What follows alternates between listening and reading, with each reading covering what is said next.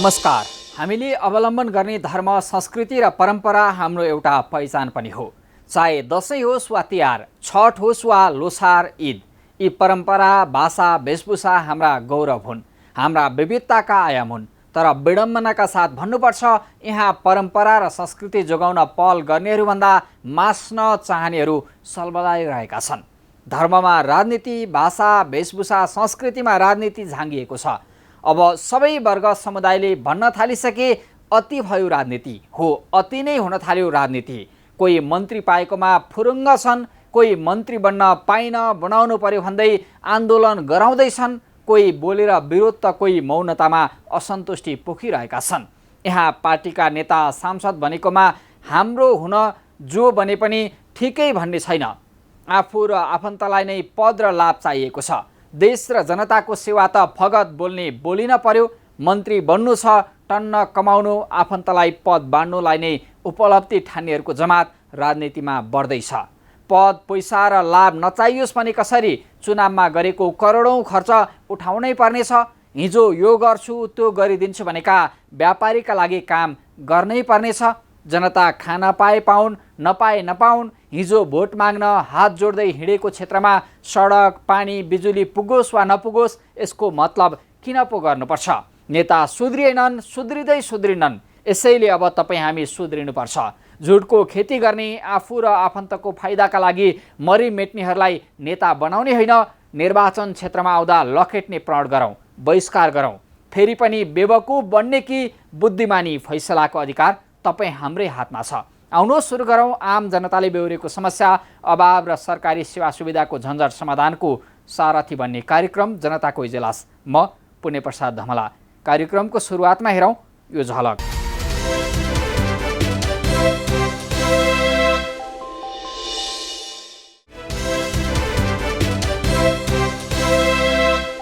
स्वागत छ कार्यक्रम जनताको इजलासमा। आज हामी सरकारी कागजात किर्ती गरेर जापान पुगेका पूर्वी नवलपरासीका घनश्याम गुरुङलाई कारबाहीका लागि स्वदेश झिकाउन भइरहेको पहलबारेको फलोअप रिपोर्ट, नेपाल रेडक्रसमा जारी रहेको लफडा र मनोमानी बारेको अर्को फलोअप रिपोर्ट, सँगै रेडक्रस कर्मीले गर्दै आएको गुनासो र सुनसरीको बजार अनुगमनबारे जिल्ला सहकर्मी विकल रेग्मीले पठाएको स्थलगत रिपोर्टसहित उपस्थित भएका छौँ।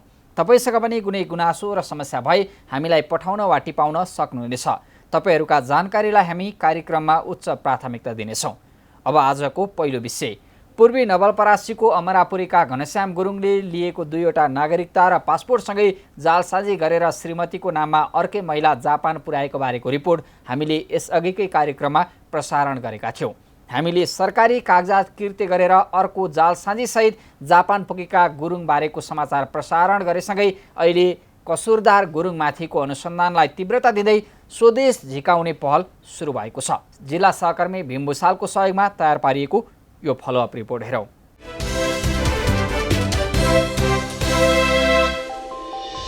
हस्तलिखित नागरिकता र राहदानी नक्कली बनाउने, एउटै व्यक्तिले अन्य डुप्लिकेट कागजात बनाउने गरेको विगतलाई अन्त्य गर्न डिजिटल प्रविधि मार्फत सरकारी कागजात बनाउन र लागत राख्न थालिएको पनि लामै समय भयो। तर अहिलेसम्म सरकारी कागजात किर्ती जालसाजीको विकृति हट्न सकेको छैन। बरु माध्यम फेरेर सरकारी कागजातमाथि किर्ती जालसाजी हुने गरेको रहस्य हामीले कार्यक्रम मार्फत उजागर गर्दै आएका छौँ। 2वटा नागरिकता र 2वटै पासपोर्टधारी नवलपरासी अमरापुरीका घनश्याम गुरुङ आफ्नो श्रीमतीको नाममा अर्कै महिला बोकेर जापान पुगेको बारे हामीले यसअघि नै खबर प्रसारण गरेका थियौँ। श्रीमती सुजाता गुरुङसँगको खटपटपछि अर्कै महिला बोकेर जापान उडेका घनश्यामले सरकारी कागजात किर्ती गरेको प्रमाण हामीले सार्वजनिक गरिसके अहिले जिल्ला प्रशासन कार्यालय नवलपरासी पूर्व, प्रहरीसहित परराष्ट्र मन्त्रालय समेतले अनुसन्धान प्रक्रियालाई तीव्रता दिएका छन्। गुरुङले किर्ती र जालसाजी गरेको पुष्टि भएसँगै जापानबाट स्वदेश झिकाउने सम्मको पहल सुरु भएको छ। यसमा चाहिँ हामीले हजुरहरूबाट सूचना पायौँ। सूचना पाएपछि त्यसको भेरिफाई पनि गऱ्यौँ। भेरिफाई गरिसकेपछि त्यो मान्छेले 2 ठाउँबाट नागरिकता लिएको प्रमाणित भइ पनि सकेको छ। त्यो कुरालाई चाहिँ अब यो देशभित्र नभएको हुँदाखेरि चाहिँ देश बाहिर छ भन्ने अहिलेसम्म सुन्नमा आएको छ। त्यसको लागि चाहिँ नेपाल प्रहरी मार्फत, हामी जिल्ला प्रहरी मार्फत त्यसलाई अगाडि बढाएको छ। अब ल्याइसकेपछि अनि ऊ को हो, कहाँ छ भन्ने कुरा चाहिँ सार्वजनिक गरौँला। राजदूतावास मार्फत अनि फेरि इन्टरपोल 2वटा संस्था मार्फत हामी खोजी गरिरहेका छौँ। र त्यो कहीँ छैन, संसारभरिमा कतै त छ नि त। त्यसले गर्दाखेरि अवश्य पनि हामीले उसलाई कानुनको दायरामा ल्याउन सक्छौँ। ढिलो चाँडो हुनसक्छ, कहिले चाँडो हुनसक्छ, कहिले ढिलो हुनसक्छ, तर ल्याउन चाहिँ ल्याउँछ। गुरुङको परिवारले सुजातासँगको सम्बन्ध विच्छेदपछि उमा गुरुङसँग विवाह गरेको दाबी गरे पनि अदालती प्रक्रियामा गएको मुद्दा मिलापत्र मार्फत अंशबन्डाको सहमतिमा पुगेको देखिएको छ। अहिलेसम्म पनि सुजाता र घनश्यामबीच सम्बन्ध विच्छेद भएको छैन भन्ने यी हामीलाई प्राप्त प्रमाण पनि हेर्नुहोस्।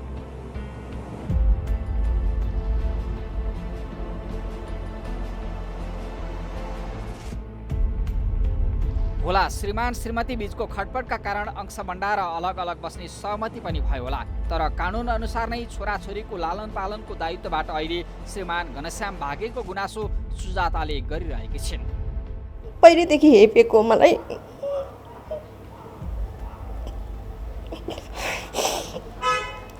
म मगर भयो होइन, अब उनीहरू गुरुङ हो।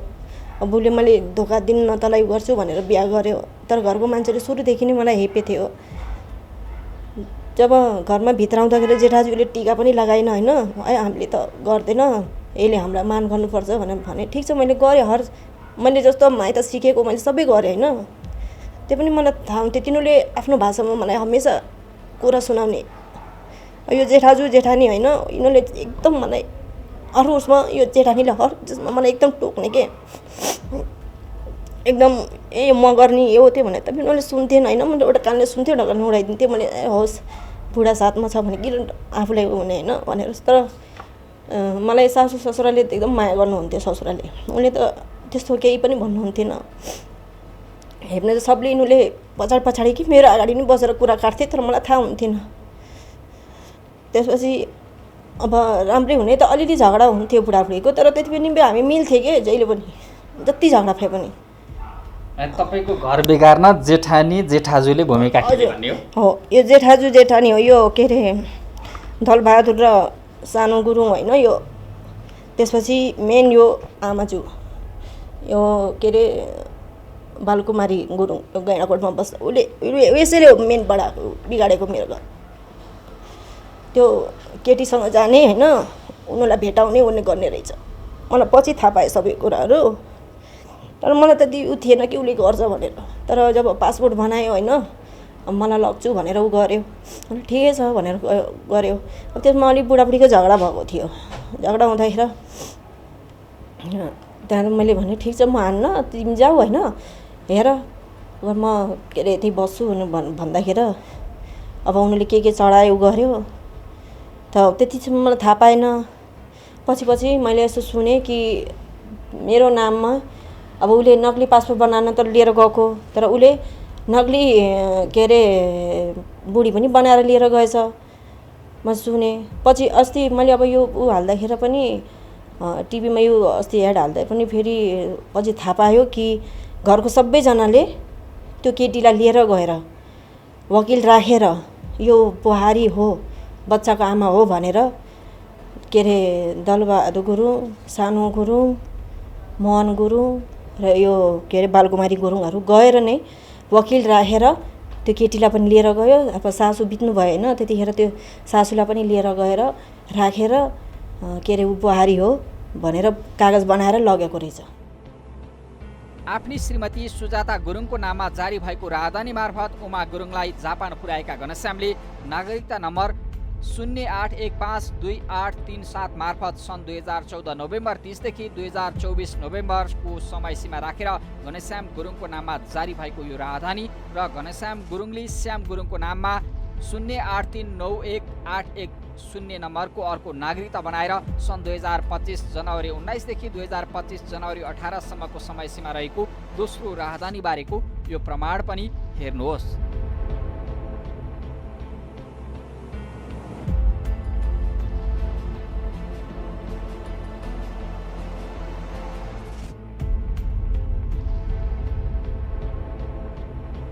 नागरिकताको प्रमाणपत्र र राहदानी लिएर कानुनमाथिको कृत्य जालसाजी गरेका गुरुङले परिवारप्रतिको पारिवारिक दायित्व समेत पुरा गरेका छैनन्। बरु वर्षौं आफूसँग सुख दुःख बिताएकी श्रीमती र छोराछोरीलाई परिवारका अन्य सदस्यको उक्साटमा लागेर घर न घाटको बनाएका छन्। अब धेरैजनालाई पनि न्याय पाएको रहेछ होइन, मैले पनि पाउँछु होला भनेर अब आशै छ। अब मैले यति दुःख पाएँ तर मैले भनेको थिइनँ कसैलाई पनि, अहिलेसम्म बल्ल अहिले म आएर भनेको छु। मलाई एकदम हेपेको हो कि घरको मान्छेले हर कुरामा। तर ठिक छ, मलाई नहेरे पनि मेरो बच्चाहरूलाई उ गर्नुपर्ने, बच्चाहरूलाई पनि हेरेन। सम्बन्ध विच्छेदै नभई हामीहरूको हाम्रो डिभोर्सहरू केही छैन। हजुर, उनीहरूले घरकै परिवारहरूकै सहमतिले त्यो केटीलाई के अरे बुढी बनाएर लिएर गएको। एउटा व्यक्तिले दुईवटा नागरिकता र दुईवटै राजधानी बनाएको यो घटनाले कृत्य जालसाजी मात्रै उजागर गराएको छैन, हाम्रो सरकारी डाटा प्रणाली कस्तो छ भन्ने देखाएको छ। प्रणाली फेरेर समेत वैयक्तिक डाटा राख्न नसक्ने सरकारले कमी कमजोरी सुधार गर्नै पर्छ अनि परिवारमाथि अन्याय गर्ने अनि सरकारी कागजात कृत्य गर्नेमाथि तत्काल कानुनी कारबाही हुनुपर्छ।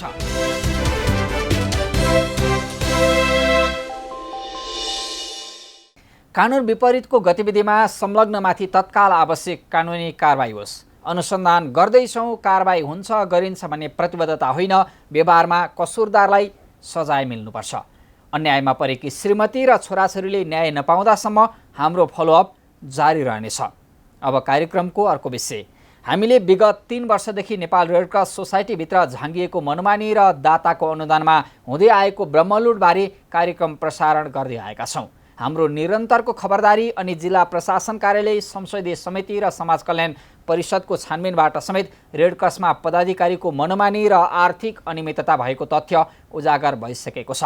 तर सबै समस्या समाधानका लागि भन्दै नेपाल रेडक्रस सोसाइटीको कार्य समिति भङ्ग गरेर तदर्थ समिति बनाइए पनि नेत्र तिमल सिन्हा नेतृत्वको समितिले समेत वर्ष दिनभन्दा बढी समय पुरानै ताण्डव मचाएको छ।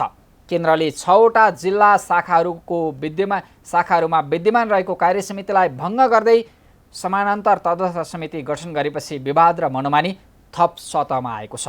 हेरौँ यो रिपोर्ट।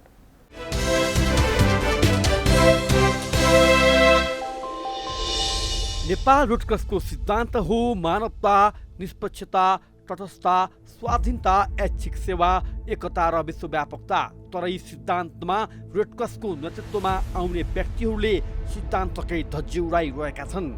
आर्थिक अनियमितता र निर्धारित समयमा अधिवेशन नगरेका कारण सरकारले सञ्जीव थापा नेतृत्वको पदाधिकारीलाई बर्खास्त गरी डाक्टर नेत्र प्रसाद तिमसिन्हाको अध्यक्षतामा 2077 साउन 12 गते 33 सदस्यीय तदर्थ समिति बनायो। तदर्थ समितिको म्याद 3 महिना दियो। त्यो पनि तत्कालै निर्वाचन गरी नयाँ कार्य समितिलाई जिम्मेवार हस्तान्तरण गर्न। 3 महिनामा एउटा श्वेतपत्र जारी गर्ने बाहेक तदर्थ समितिले केही गर्न सकेन। कोरोना महामारी देखाउँदै नेपाल रेडक्रस सोसाइटीको तदर्थ समितिलाई थप 1 वर्ष सरकारले म्याद थपिदियो। म्याद थपिएपछि अध्यक्ष तिमसिन्हा नेतृत्वले संस्थामा रहेको समस्याको चाङलाई फुकाउने भन्दा पनि कमाउ धन्दा र संस्था कब्जामा वर्षभरि रमाए भन्दा फरक पर्दैन। हामीले विगत 3 वर्षदेखि नेपाल रेडक्रस सोसाइटीभित्र झाँगिएको मनोमानी र बारम्बार दाताको अनुदानमा हुँदै आएको बर्मलुटबारे कार्यक्रम जनताको इजलास मार्फत खबरदारी गर्दै आएका छौँ। हाम्रो निरन्तरको खबरदारी अनि जिल्ला प्रशासन कार्यालय, संसदीय समिति र समाज कल्याण परिषदको बारम्बारको अनुसन्धान र छानबिनबाट समेत रेडक्रसमा पदाधिकारीको मनोमानी र आर्थिक अनियमितता भएको देखिएपछि नेपाल रेडक्रस सोसाइटीको कार्य समिति सरकारले भङ्ग गरेर तदर्थ समिति त बनायो, तर तदर्थ समितिको मनोमानी झनै बढ्दै गएको छ। अध्यक्ष तिमसिन्हा नेतृत्वलाई सरकारले दिएको 1 वर्षको समय अवधि यही कार्तिक 3 गते सकिँदैछ। वर्ष दिनभन्दा बढी नेतृत्वमा बसेर रेडक्रस सुधारका निम्ति सिनको समेत भाँच्न नसकेको तिमसिन्हाले आफ्नो समय अवधि सकिनै लाग्दा रेडक्रसमा ताण्डव मचाउन कम्बर कसेर लागिरहेका छन्। अझ भन्नुपर्दा संस्था नै कब्जा गर्न तदर्थ समिति नै लागेको देखिन्छ, जसको पछिल्लो उदाहरण हो नेपाल रेडक्रस सोसाइटी केन्द्रले 6वटा जिल्ला शाखाहरूमा विद्यमान रहेका कार्य समितिलाई भङ्ग गर्दै समानान्तरण तदर्थ समिति गठन गर्दा फेरि विवाद बल्झिएको छ। यो हेर्नुहोस्।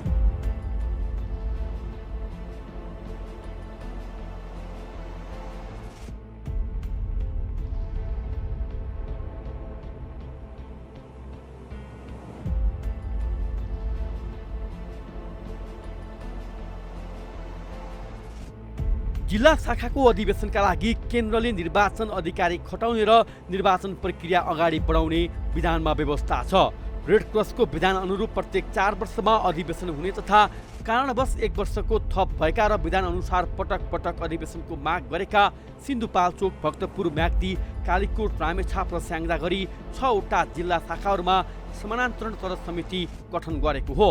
6 जिल्लाले पटक पटक अधिवेशनका लागि केन्द्रसँग माग गरेका यी पत्रहरू पनि हेर्नुहोस्।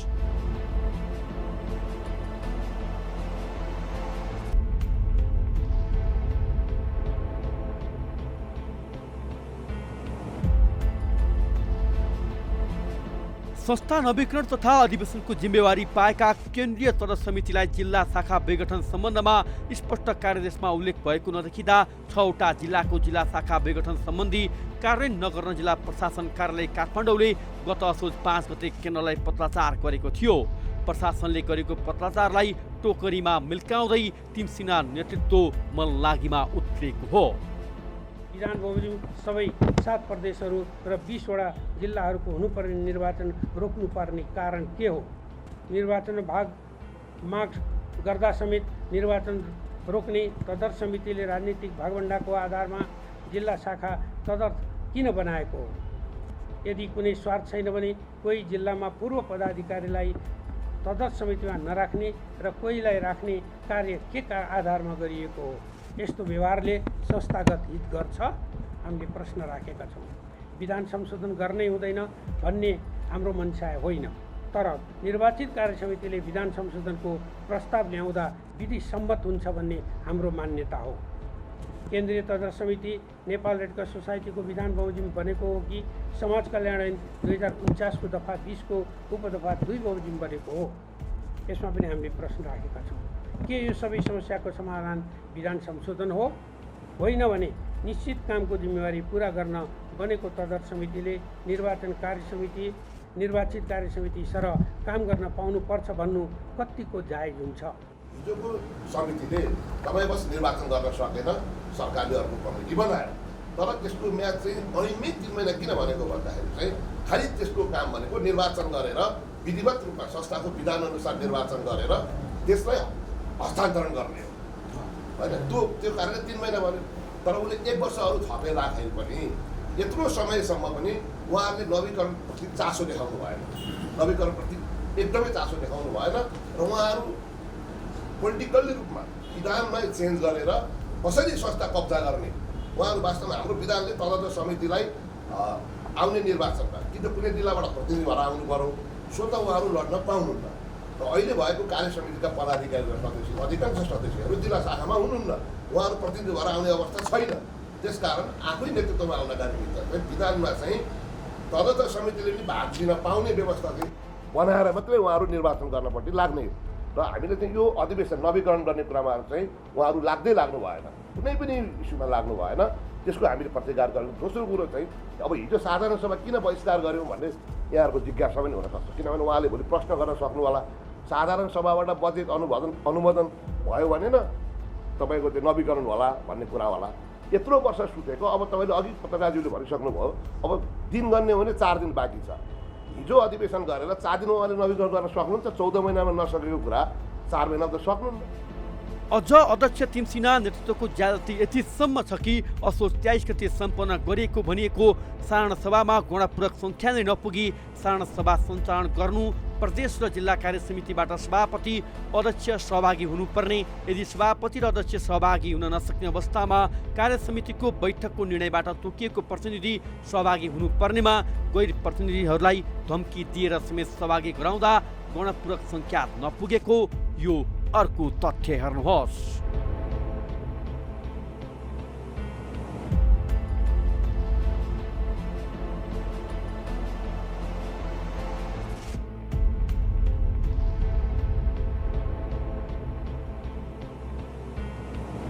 यति बेला नेपाल रेड क्रस सोसाइटी 69 जिल्लामा छ। भर्चुअल मार्फत गरिएको साधारण सभामा 16 जिल्ला मात्रै सहभागी थिए। त्यसमा 10 जिल्लाका सभापति र 6 जिल्लाका पदाधिकारीले चिठी पठाएर आधिकारिक रूपमा सभामा सहभागी भएका थिए। मकवानपुरमा सभापतिको ठाउँमा कोषाध्यक्ष, बाँके र रूपन्देहीमा सभापतिको ठाउँमा उपसभापति, गोर्खाबाट मन्त्री सहभागी भए जस्तै धेरै जिल्लामा प्रतिनिधि नै नभएका व्यक्तिको नाम प्रतिनिधिमा समावेश गरेर गणपूरक सङ्ख्या नपुग्दा पनि साधारण सभाबाट नयाँ सदस्य समिति बनाइएको छ। अझ केन्द्रले 22 गते नै बनाएका सदस्य समितिलाई समेत उपस्थिति बनाएको पाइएको छ। कर्मचारीको समेत गणना गरेर गणपूरक सङ्ख्या पुग्यो भन्दै ताली बजाउँदा सबै आश्चर्यमा परेका छन्।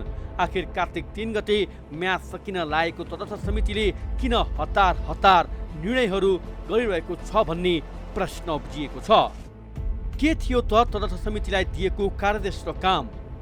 सम्मानित सर्वोच्च अदालतको मिति 2076 भदौ 24 गतेको फैसला अनुसार छिटोभन्दा छिटो केन्द्रीय कार्य समितिको महाधिवेशन र निर्वाचन गर्ने जिल्ला प्रशासन कार्यालयको प्रणाली नम्बर 616 मिति 2076 र 729 को संस्था दर्ता नवीकरणका लागि 11 बुँदे कागजात पेश गर्ने 2077 माघ मसान्तमा म्याद समाप्त हुने जिल्ला शाखाहरूको निर्वाचन सम्पन्न गर्ने गराउने आन्तरिक राजस्व कार्यालयले माग गरे बमोजिमका लेखा परीक्षण प्रतिवेदन पेश गरी कर चुक्ता प्रमाणपत्र लिने नेपाल सरकार समक्ष नेपाल रेडक्रस कानुन प्राप्तिका लागि विशेष पहल गर्ने यी 5वटा काम गर्नुपर्ने तदर्थ समितिले कार्यादेश विपरीत बाहिर गएर आफ्नो पार्टीका समर्थक कर्मचारी नियुक्ति फाइल बढुवा परामर्शदाता नियुक्ति सल्लाहकार नियुक्ति र जिल्ला शाखाको निर्वाचन स्थगन विधान संशोधन प्रक्रिया कर्मचारी तथा आर्थिक नियमावली संशोधन संस्थाको स्वरूप नै परिवर्तन गर्न नै लागि परेको छ। यी परिघटनाले रेडक्रसमा भ्रष्टाचार र अनियमितता झनै फस्टाएको स्पष्ट देखिन्छ।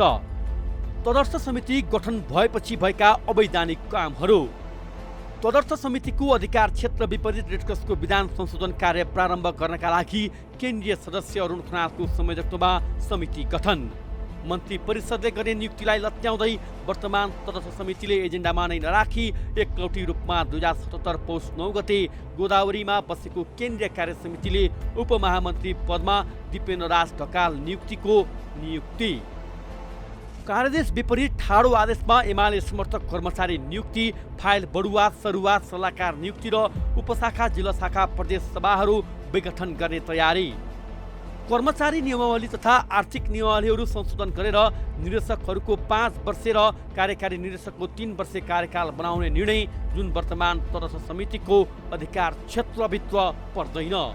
कर्मचारी नियमावली विपरीत 30 र 58 वर्षीय उमेर हद बनाउने निर्णय जुन निजामती सेवा नियमावली विपरीत छ। अख्तियार दुरुपयोग अनुसन्धान आयोग र जिल्ला प्रशासन कार्यालय धादिङले अनियमितताको आरोप लागेर छानबिन गरिरहेका सीताराम कोइरालालाई 2077 साउन 12 गते नेपाल सरकारको मन्त्री परिषदको निर्णयअनुसार तदर्थ समितिको कोषाध्यक्षमा नियुक्त 2072 सालको भूकम्प पुनर्लाभ कार्यक्रमबाट वर्तमान तदर्थ समितिका सदस्य तथा सिन्धुलीका सभापति अशोक श्रेष्ठ तत्कालीन धादिङ जिल्लाका सभापति तथा तदर्थ समितिका केन्द्रीय कोषाध्यक्ष सीताराम कोइराला र तदर्थ समितिका केन्द्रीय सदस्य तथा ललितपुरका सभापति बाबुराजा महर्दनले अनोरियम भनी मासिक तलब खाएपछि जिल्ला प्रशासन कार्यालयबाट छानबिन गरी फिर्ता गर्न ताकेता गरिरहेका व्यक्तिलाई नेपाल सरकारको मन्त्री परिषदको निर्णयअनुसार तदर्थ समितिको पदाधिकारीमा नियुक्ति वर्तमान तदर्थ समितिका उपाध्यक्ष शर्मिला कार्की जो नेपाल रेडक्रसको विधान विपरीत प्रधानमन्त्री केपी शर्मा ओलीले विस्तार गरेको नेकपाको केन्द्रीय कमिटीको सदस्यमा नियुक्त नेपाल रेडक्रसको विधानको दफा 50 अनुसार तदर्थ समितिको पदाधिकारी सदस्यहरूको नियुक्ति प्रक्रिया नै अवैधानिक विधानमा केन्द्रीय कार्य समितिको पदाधिकारी सदस्य हुनका लागि रेडक्रस सदस्य भएको 4 वर्ष पुरा हुनुपर्ने जुन दफा 50 लाई जिल्ला प्रशासन कार्य काठमाडौँले 2076 पुस 30 गते 41 दफा संशोधन गरी प्रमाणीकरण गरेको नेपाल रेडक्रस सोसाइटी कर्मचारी सेवा नियमावली 2051 सातौं संशोधन 2071 परिच्छेद 2 को दफा 2.17 को दुरुपयोग गरी परामर्शदाता भन्दै 7औं 8औं तहमा आफू निकटका कर्मचारीहरू नियुक्त ज्येष्ठताका आधारमा निर्देशक डाक्टर मनिता राज कर्णिकार हुँदाहुँदै नियम विपरीत निर्देशक सुदर्शन अधिकारीलाई उपकार्यकारी निर्देशकमा बढुवा अधिकारीले रेडक्रसमा आतंक मच्चाएको रेडक्रसमा कार्यरत कर्मचारीको गुनासो रेडक्रसको इतिहासमा पहिलो पटक तत्कालीन महिला बालबालिका तथा ज्येष्ठ नागरिक मन्त्री पार्वत गुरुङको ठाडो आदेशमा जगदीश भट्टराईलाई अध्यक्षको सल्लाहकारमा नियुक्त लेखा विभागमा चार्टर्ड एकाउन्टेन्ट 9 तहको निर्देशक अशोक कार्की हुँदाहुँदै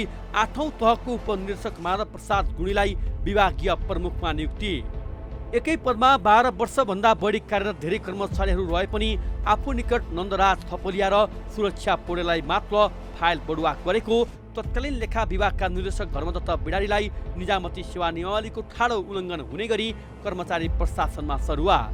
रेडक्रसभित्र विकृति, विसङ्गति, नातावाद र भ्रष्टाचारका विरुद्धमा अभियान चलिरहेको छ। यो बीचमा तटस्थ समिति गठन र विघटनको खेल चले पनि पछिल्लो समय नेत्र तिनसिनाको संयोजकत्वमा गठित तटस्थ समितिले पनि पारदर्शिता विधि पद्धति अनुसार संस्था अगाडि बढाउन सकेको छैन, जसका कारण रेडक्रसको विगतमा धुमलिएको छवि जोगाउन आएको तटस्थ समितिले झनै बदनाम बनाइरहेको छ।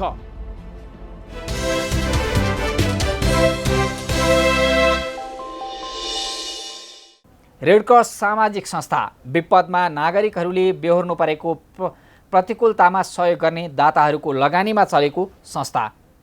मनोमानी बढ्दा इमान्दार पुराना रेडक्रस कर्मीहरू यो अभियानमा जोडिएकाहरू दुखी बनिरहेका छन्। विभिन्न जिल्ला क्षेत्रबाट आएका रेडक्रस कर्मीले गरेको गुनासो अबका क्रममा।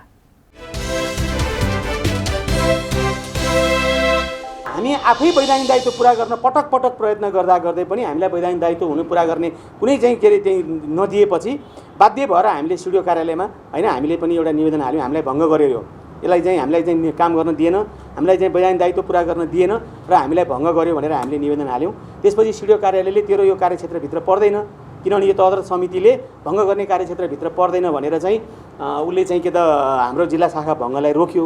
र पछि कुनै एकजना साथीले पुनरावेदन अदालतमा एउटा चाहिँ मुद्दा हाल्नुभयो, मैले एउटा निर्वाचित हुने अधिकारबाट म वञ्चित भएँ, केन्द्रले चाहिँ जिल्ला शाखाको निर्वाचन रोक्यो र चाहिँ यो चाहिँ मैले चाहिँ यो मेरो चाहिँ के अरे यो जुन चाहिँ उसबाट चाहिँ मैले पाउनुपर्ने होइन त्यो अधिकारबाट चाहिँ मलाई चाहिँ वञ्चित नगराइस् भनेर मुद्दा हालेपछि सम्मानित चाहिँ के अरे पाटन पुनरावेदन अदालतले के भन्यो भने तपाईँहरूले आफ्नो वैधानिक विधान अनुसार काम गर्न पाउने भनेर यसरी निर्णय गरिदिएपछि उहाँले विधान त के अरे काम गर्न पाउने भने त हामी निर्वाचन गर्न पनि पाउने हो नि त होइन। विधानलाई निर्वाचन गर्न चाहिँ नदिने र विधान त काम गर्न पाउने भने जिल्ला शाखा चाहिँ भङ्ग गरिदिने यस्तो भएको भएर अहिले हामी यसको विरोधमा चाहिँ हामी लागिरहेका छौँ होइन।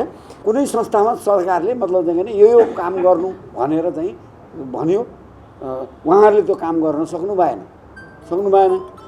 सरकारै चेन्ज भयो, सरकारै परिवर्तन भएपछि सामान्यतया के हुन्छ भने यस्ता चाहिँ मानवीय संस्थाहरूमा आफ्नो आग्रह पालेर चाहिँ गर्दाखेरि के अरे आफ्नो आग्रह पालेर आफ्नो आग्रह लाड्न चाहिँ गर्दाखेरि हिँड्ने भन्दा 24 घन्टाभित्र रिजाइन गरेर मोरल मतलब चाहिँ गर्ने कजमा मोरल ग्राउन्डमा 24 घन्टाभित्र रिजाइनेसन गरेर यो संस्था चाहिँ गर्दाखेरि सरकारले चाहिँ गर्ने अब आउने नयाँ सरकारले अब नयाँ व्यवस्था गरोस् है। अब हामीले अघिल्लो सरकार अनुसारको दायित्व गरेको, अहिले नयाँ सरकार आएको छ, कन्सेप्ट चेन्ज भएको छ होइन। त्यसो भएको हुनाले अलिकति मतलब चाहिँ गर्ने हामी सरकारलाई सजिलो पार्छौँ भनेर उहाँहरूले चाहिँ भनेदेखि राजीनामा दिएर चाहिँ भनेदेखि बाटो मार्ग प्रशस्त गर्नुपर्ने थियो। तर उहाँहरूले त्यो राजीनामा दिएर मार्ग प्रशस्त गर्नुभन्दा खुराफाती गर्नु थाल्नु। अब के त रेडक्रसभित्रै बसेर त्यसमा के छ त भने हिजोको कम्पोजिसनमा कतिपय मान्छे त रेडक्रससँग डाइरेक्ट सम्बन्धित पनि हुनुहुन्न, अध्यक्ष भयो, उपाध्यक्ष भयो, यस्ता साथीहरू कतिजना साथीहरू रेडक्रसमा आएर सदस्य बन्नुभएको छ। रेडक्रसको सदस्य पनि मतलब चाहिँ भने पहिला एउटा प्रक्रिया विधान त मतलब चाहिँ भने प्रक्रिया पनि पुरा भएको छैन। उहाँहरू चाहिँ भनेदेखि एकदम प्रोजेक्टेड हिसाबले चाहिँ भने उहाँहरू सदस्य हुनुभएको छ। अहिले नेत्र तिमिल सिन्हाजी हुनुहुन्छ, उहाँ चाहिँ कुनै रेडक्रस कर्मी होइन। उहाँ चाहिँ रेडक्रसमा अलिकति चाहिँ यो माउरीलाई म पर्सको छ नि त्यो अलिअलि पस्यो त्यहाँ कि अलिअलि त्यहाँ कोहीलाई त्यस्तो पसेको हुनाले त रस चाहिँ चुस्न कसरी खोज्यो उहाँलाई मैले मौखिक पनि भनेको छु। तर अहिले तत्कालीन उहाँले चाहिँ के भने अहिले हामीले अस्ति अपदस्थ गर्यो अरे, तर अपदस्थ गरेको चिठी त मसँग छैन। चिठीमा पनि के लेखेको छ भने त हेर्दाखेरि पुरानो कमिटीलाई न धन्यवाद छ न चाहिने के अरे कार्य समिति बनेको भन्ने छ, केही छैन, केही उल्लेखित छैन। फेरि त्यहाँको महामन्त्रीले चाहिँ सही गर्नुपर्ने त्यहाँ कार्यकारिणीले सही गराएको छ, त्यो पनि राति जिल्लामा के भने 9:30 बजेर 17 मिनटमा चाहिँ चिठी डिस्प्याच गरेको छ राति।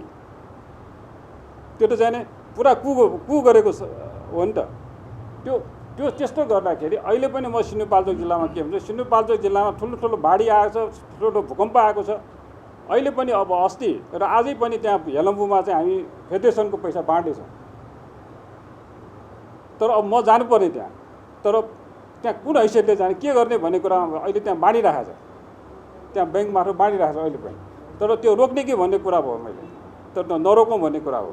किनभने यस्तो मानवीय क्षेत्रको काम गर्ने मान्छेहरू यस्तो अमानवीय मान्छेहरूले गरेर यस्तो भएको छ। यसमा अब यो सबै ठाउँमा सम्प्रेषण होस्।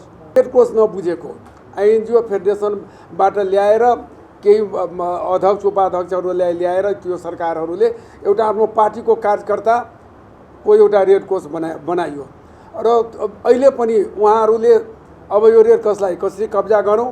अब रेड क्रस एउटा अरू संस्था र रेड क्रसमा फरक छ। रेड क्रस एउटा स्वायत्त संस्था हो, मानवीय संस्था, मानवीय कानुनमा काम गर्ने संस्था हो।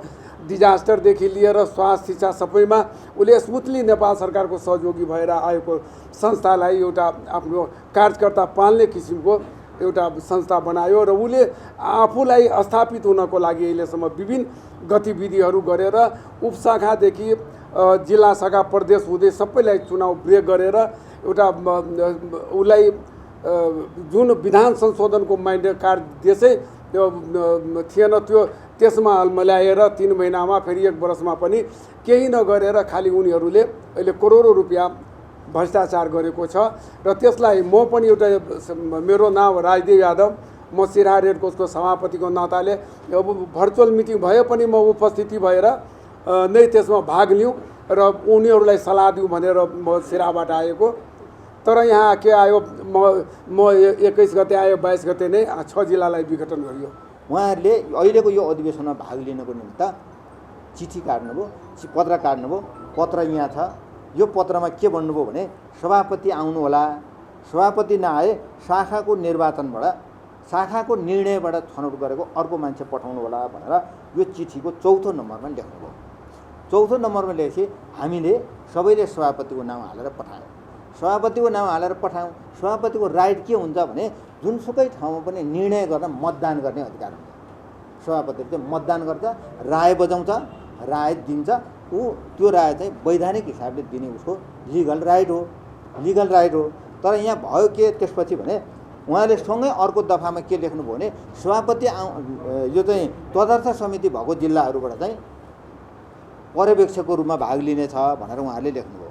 अब भयो यहाँ के भने हामी जुन लिगल राइटवाला छलफल गर्न चाहिँ राइट भएका मान्छेहरू थियौँ, उहाँहरूलाई के गर्यो भने अधिवेशनको अघिल्लो दिन हामीलाई विघटन गर्यो भन्ने हल्ला आयो।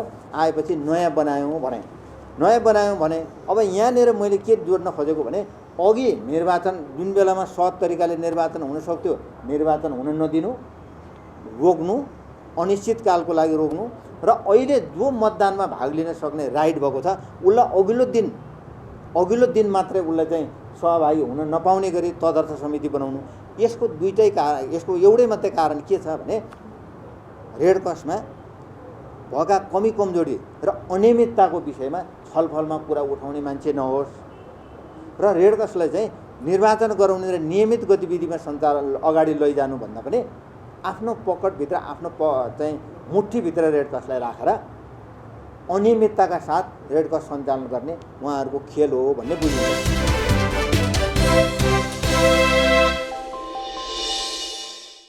रेड क्रसलाई वैधानिक बनाउँदै अन्तर्राष्ट्रिय समुदायमाझ गुमेको साख बचाउन सरकारले गम्भीर कदम चाल्नुपर्छ। हरेक पदाधिकारीहरूले रेड क्रसलाई रेड क्रस जसरी चलाउन छाडेर गर्दै आएको मनलाग्दीमाथि हाम्रो खबरदारी निरन्तर जारी रहनेछ।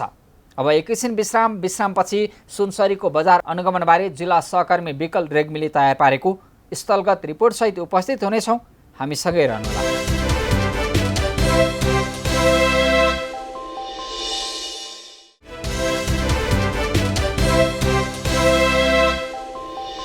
विश्रामपछि स्वागत छ। तपाईँ हेर्दै हुनुहुन्छ कार्यक्रम जनताको इजलास। चाडपर्वसँगै बजारमा उपभोक्ताको भिडभाड बढेको छ। किनमेलका लागि देशैभरका सहरहरूमा उपभोक्ताको भिड बढ्दा मूल्य र गुणस्तरमा ठगिने चिन्ता भइरहँदा सरकारी टोलीले बेला मौकामा अनुगमन पनि गरिरहेको छ। सुनसरीको बजारमा बढिरहेको भिडभाड र उपभोग्य वस्तुमा हुन सक्ने कालोबजारी र मिसावट रोक्न भइरहेको अनुगमनबारे जिल्ला सहकर्मी विकल रेग्मीले गरेको स्थलगत खबर अनुगमन अबका क्रममा। आदरणीय दर्शकबिन, यतिखेर हामी जनताको इजलास कार्यक्रममा छौँ र जनताको इजलास कार्यक्रम मार्फत हामी प्रदेश 1 को विभिन्न सहरहरूमा चाहिँ बजार अनुगमन कसरी भइरहेको छ, यो बडा दसैँको समयमा चाहिँ बजार मूल्य के छ अनि अनुगमन समितिले कसरी काम गरिरहेको छ, अनुगमन समितिको पनि अनुगमनको रूपमा हामीले यो आजको एपिसोडलाई लिएका छौँ र आज बजार अनुगमनमा के देखिन्छ त्यो हामी जस्ताको जस्तो देखाउँदैछौँ।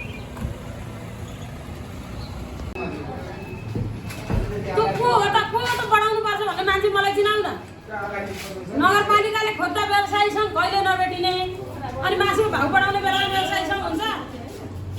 मलाई चाहिएको छ व्यवसायी सङ्घसँग बसेर माछा मासु कसरी बिक्री वितरण गर्ने, यसलाई कसरी सिस्टममा ल्याउने भनेर मैले खोजिरहेको छु, तर आजसम्म भेटेको छैन व्यवसायीसँग। अनि मासु व्यवसायी सङ्घले बढायो भनेर त्यहाँ आफै कम्प्युटर गरेर टाँस्यौ।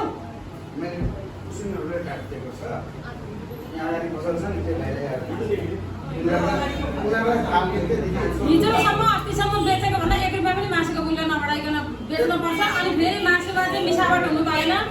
फ्रिज हेरेको पहिलेको मासु त छैन नि, पुरानो मासु।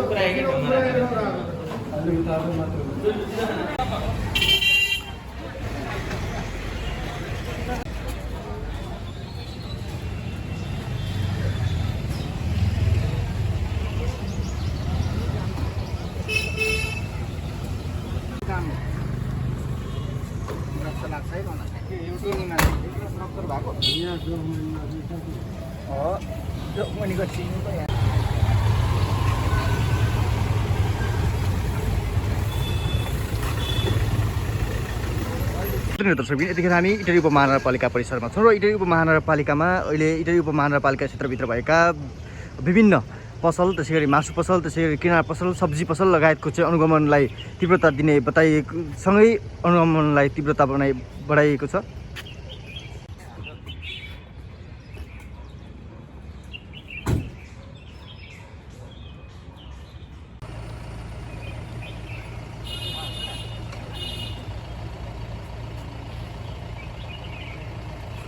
नभएर हो कि होइन, अलिकति सफा भएर सक्दैन। अनि यो हतियारहरू के गर्नुहुन्छ? यो काटिसकेपछि यहाँ राख्नुहुन्छ, राख्ने ठाउँ कहाँ छ? पुछेर राख्ने कहाँ राख्नुहुन्छ? पखालेर ठ्याक राख्नुपर्छ, ठाउँ हुनुपर्छ होइन। तपाईँको अलिकति सानो ठाउँ रहेछ, कताको ठिक छ, यसलाई व्यवस्थित गर्नु होइन। फेरि आउँदाखेरि हामीले हेर्दा अब ठिक छ भन्नु, किनभने मासु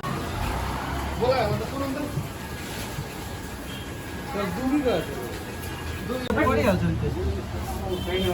कहाँ जा हो त्यो अहिलेको तपाईँको नाम लगाइरहेको नसुनिदिनु बनाएर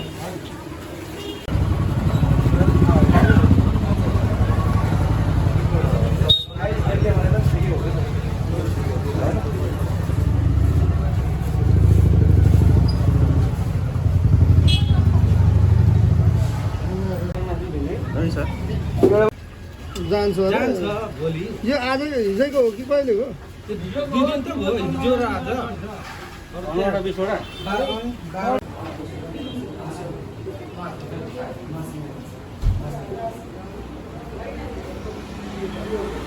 15-20 मासुको मूल्य बढेको हो, सबैजना मिलाएर बढाएको के दसैँमा कतिदेखि बढाउनु भएको? आजदेखि बढाउनु भयो। कति महिना हुन तपाईँहरूले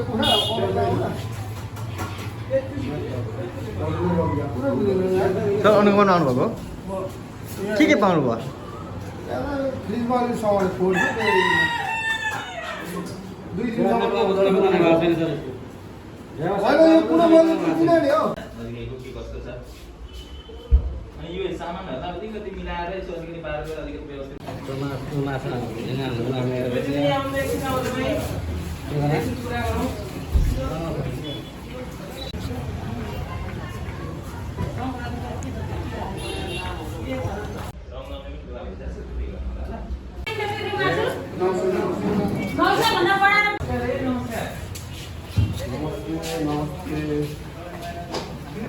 हामीले सामान ल्याउन एकछिन है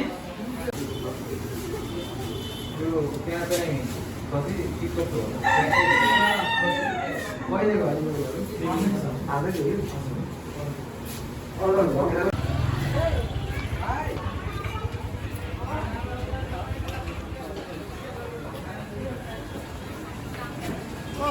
नसुनिदिनु दोकान कुन हो यो? हजुर के हो को नसुनि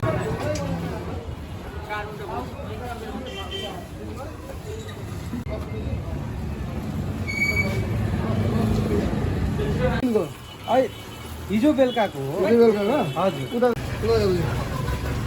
यो कहिलेको 10 वटा तारहरू डेली चढ्छ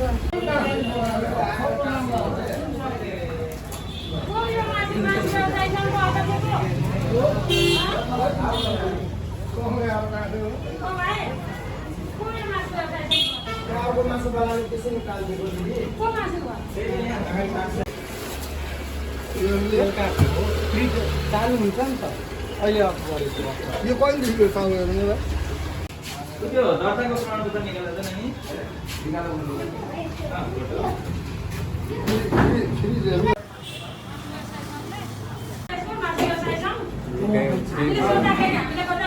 पहिले भेटिन्छ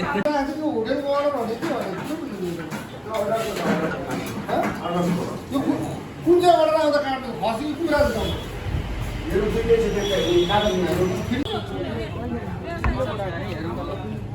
अनुमति दियो त हामीलाई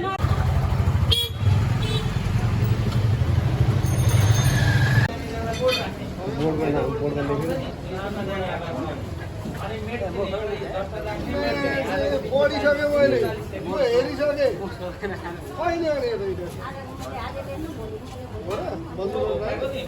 पछाडि अलिकति भिडभाड एकजना कसैलाई पठाइदिने होला आज अलिकति छलफल गर्नुपर्छ है नगरपालिकामै हजुर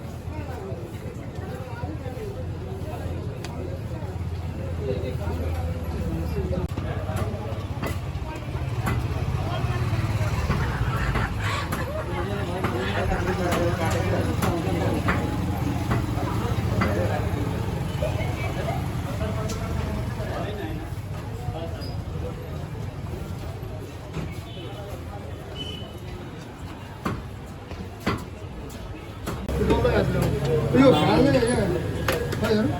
यो पनि आज कहिले हजुर यो आजको हो यो आजको होइन यो होइन यो होइन के हो यो मासु कहिलेको अनि फ्रिजमा राख्नु पर्दैन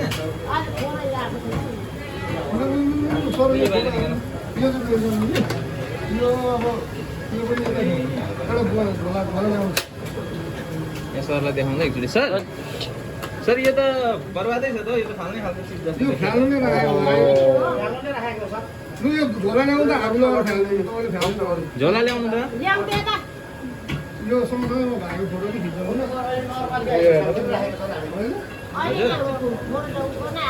यसमा क्या यो बेच्ने ठाउँ हो यहाँ राखेको चिज फालेको भन्न पाइँदैन फाल्ने ठाउँ भने यहाँ फालिन्छ यो फाल्ने ठाउँ भनेर लेख्नुपर्छ हुन्छ सर बिहान गाडी आयो अथवा दिउँसो आउँछ सबै हुन्छ भने हुन्छ त होइन सर अब गाडीमा आएपछि कति केजी छ जोख्नु होला ल लेख्नु पऱ्यो नि कति केजी यति लगेको हुन्छ यो फ्याक्ने नै हो खेलेर भनेपछि त्यसो राखेर भन्नु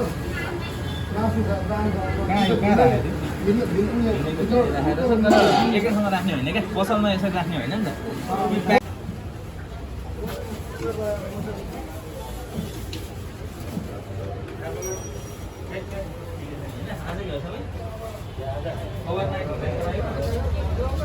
ओभरनाइट राख्नु छ भने चाहिँ एकदम त्यो आइस जम्नुपर्छ है कडा हुनुपर्छ ढुङ्गा जस्तो हुनुपर्छ है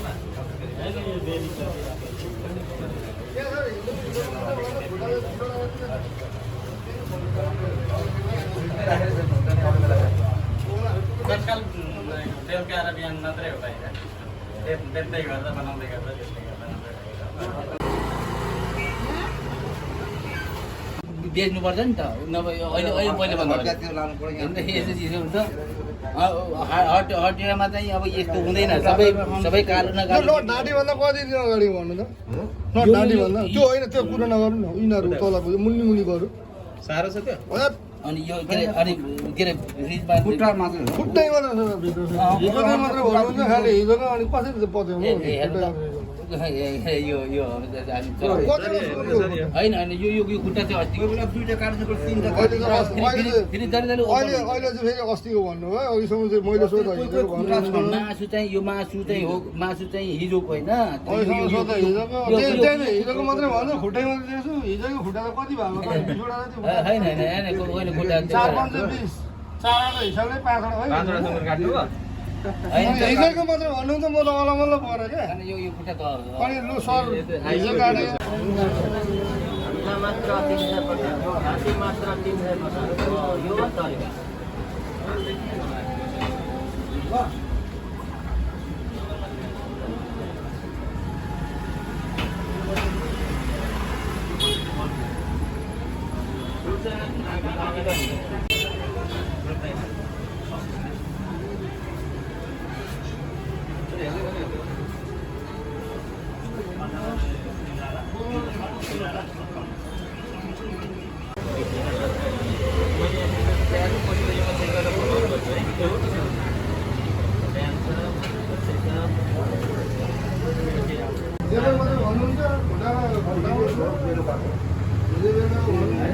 यो मासु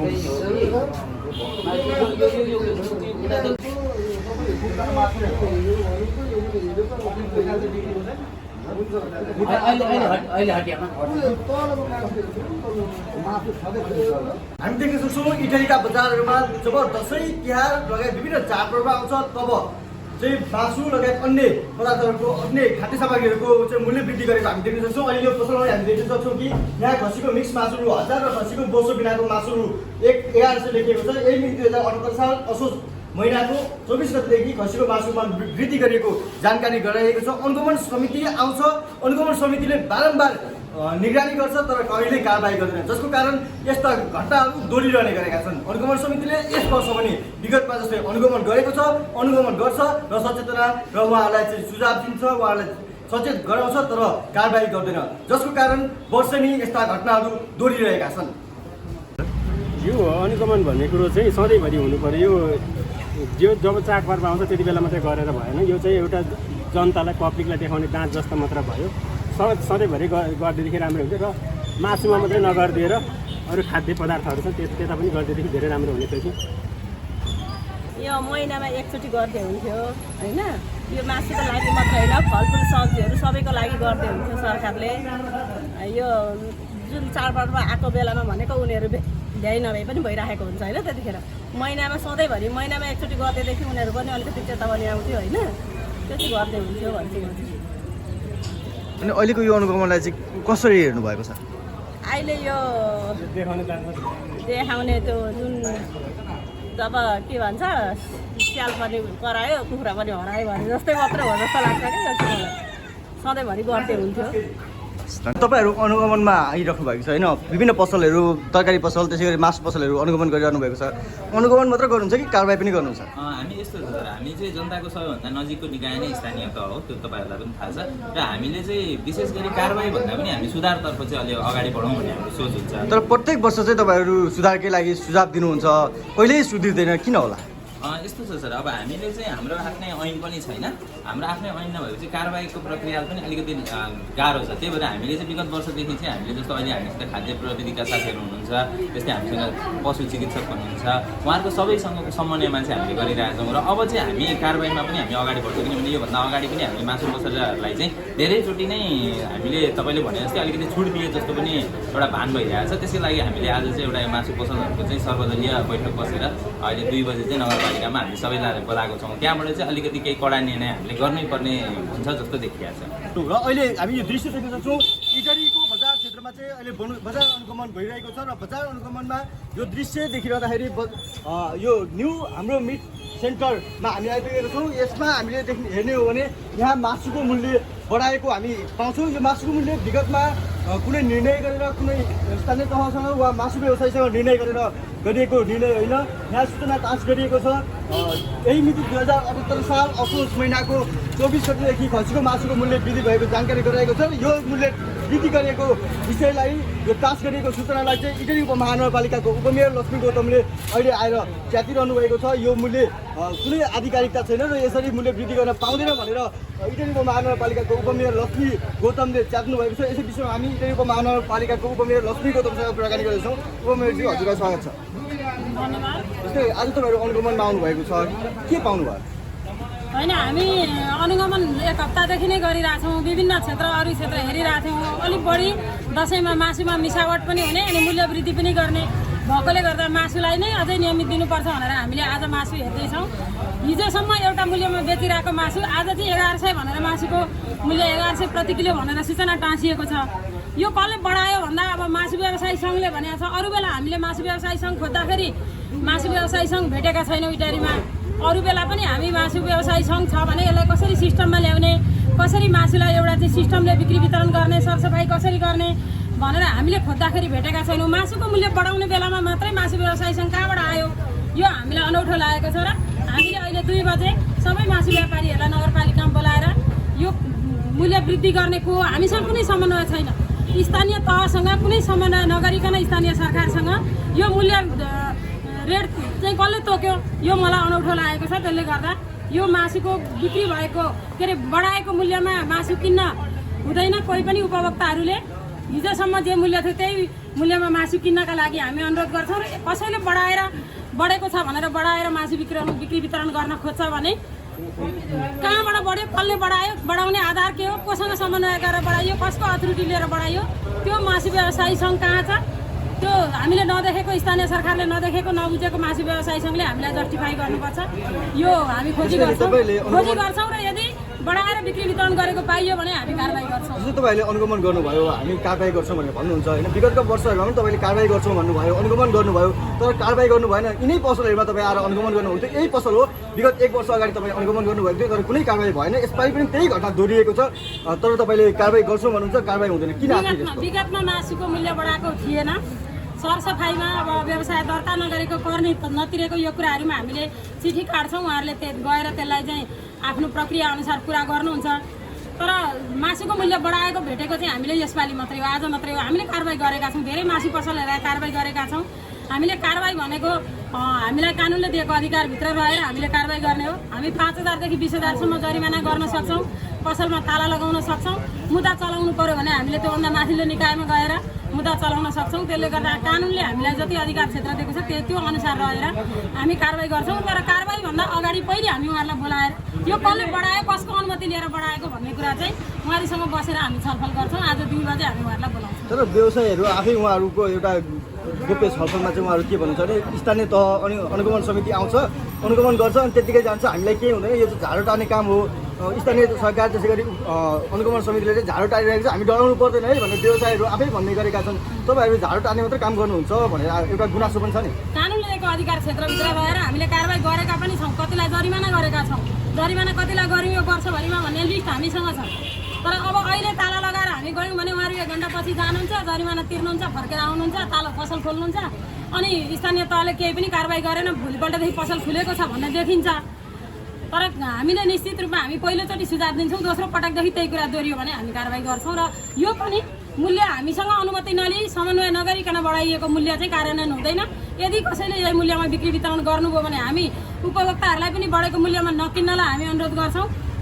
यदि त्यस्तो भयो भने हामीले भोलि पनि पर्सि पनि हामी चाहिँ उपभोक्ताहरू विश्वस्त छैनन् स्थानीय तह अनि त्यसै गरी यो अनुगमन समितिले चाहिँ अनुगमन गरेर प्रभावकारी अनुगमन हुनेमा विश्वस्त छैनन्। कसरी उपभोक्तालाई विश्वस्त बनाउनुहुन्छ? होइन, उपभोक्ताको पनि सहयोग चाहिन्छ क्या हामीलाई। उहाँहरूले 1100-1200 भन्नुभयो भने त्यतिमै किनेर जानुभयो भने त हामीलाई सहयोग भएन नि त। 1100 भन्नुभयो भने कहाँबाट मूल्य बढ्यो? स्थानीय तहले मूल्य बढाएको छैन भनेर हामीसँग त्यो उजुरी आउनु पर्यो। उपभोक्ताहरूले पनि हामीलाई त्यो कुरामा सहयोग गर्नु पर्यो। र यो चाहिँ हामीले किन बढाउनु भयो उहाँहरूले अहिले मैले सोध्दिनँ। उहाँहरूलाई हामी भरे 2 बजे नगरपालिकामा बोलाउँछौँ र सामूहिक रूपमा यो व्यवसायी कहाँ छ, यो लुकेको व्यवसायी हामी उहाँहरूसँग छलफल गर्छौँ। हो दर्शकबिन, स्थानीय तह त्यसै गरी अनुगमन समितिले चाहिँ अनुगमन गरिरहँदाखेरि उहाँहरू आफै भन्नुहुन्छ जब अनुगमनमा उहाँहरूले चाहिँ विभिन्न गल्ती त्रुटिहरू भेट्नुहुन्छ तर त्यो त्रुटि भेटे पनि कारवाही गर्नुहुन्न, चेतावनी मात्र दिनुहुन्छ। सोही कारण यस्ता घटनाहरू घटिरहन्छन् र अहिले पनि उहाँले भर्खरै भन्नुभयो उहाँ यस्तो घटनाहरू भयो भने उपभोक्ताले चाहिँ हामीलाई निवेदन दिनुपर्छ, सूचना दिनुपर्छ भन्नुहुन्छ। तर घटनास्थलमा भेटेकोलाई चाहिँ उहाँहरू कारवाही गर्नुहुन्न। त्यही विषयमा हामी थोरै मासुसँग विज्ञ त्यसै गरी अनुगमन समितिमा आउनुभएका एकजना विज्ञसँग कुराकानी गर्छौँ। आउनुहोस् उहाँसँग कुराकानी गरौँ।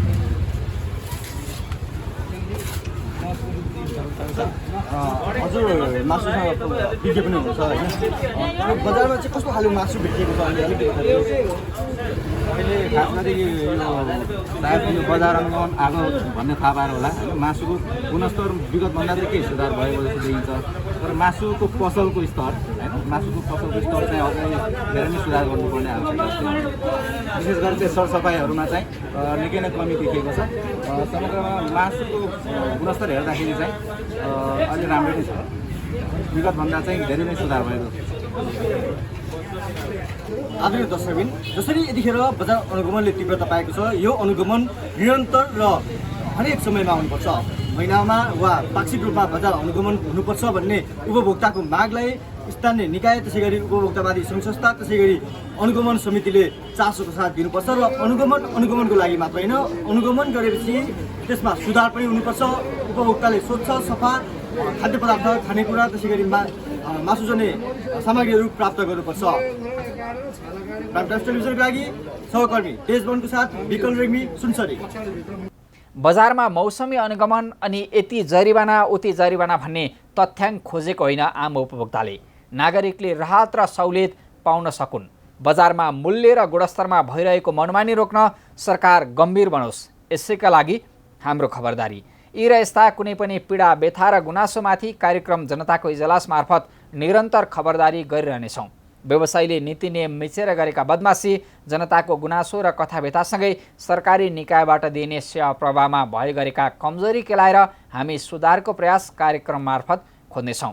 तपाईँ हामीलाई आफूले बेहोरेका समस्या र गुनासो स्क्रिनमा देखाइएको टेलिफोन नम्बर र इमेल ठेगानामा टिपाएर वा पठाएर समस्या समाधानको साझा आवाज बन्न सक्नुहुनेछ। हवस् त, आजका लागि जनताको इजलास यति नै। फरक विषयवस्तु र तपाईँहरूकै गुनासोसहित अर्को कार्यक्रममा पुनः उपस्थित हुने नै छौँ। प्राइम टाइम्स टेलिभिजन हेर्दै रहनुहोला। नमस्कार।